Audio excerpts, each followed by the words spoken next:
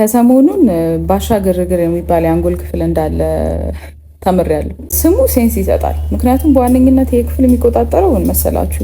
ፍርሃትን።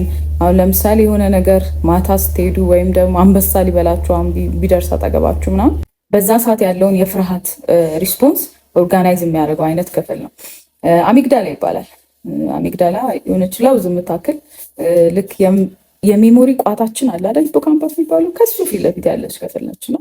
እንደ ስሟ ግርግር ነች። እውነት ለመናገር እኛ ኒውሮሰርጅኖች ጋር ስትመጣ እንዴት ነው ብዙ ጊዜ አንደኛ የአፈጣጠር ችግር ጋር ተያይዞ ያለ ወይ ጠባሳ ወይም ደግሞ የሆኑ እጢዎች ብዙ ጊዜ ከዛ አካባቢ ይነሳል እና ከዛ የተነሳ ደግሞ የሚጥል በሽታ ይኖራቸዋል ሰዎች እና ከሱ ጋር ተያይዞ ብዙ ጊዜ ከሚጥል በሽታ ካመጣው ችግር ጋር አንድ ላይ ተያይዛ የምትወጣ ነገር ነች እቺ አሚግዳላ እና የሚሰራው ሰርጀሪ አሚግዳሎ ሂፖካምፖክቶሚ አንደኛው፣ ሁለተኛው ደግሞ ቴምፖራል ሎቤክቶሚ ይባላል።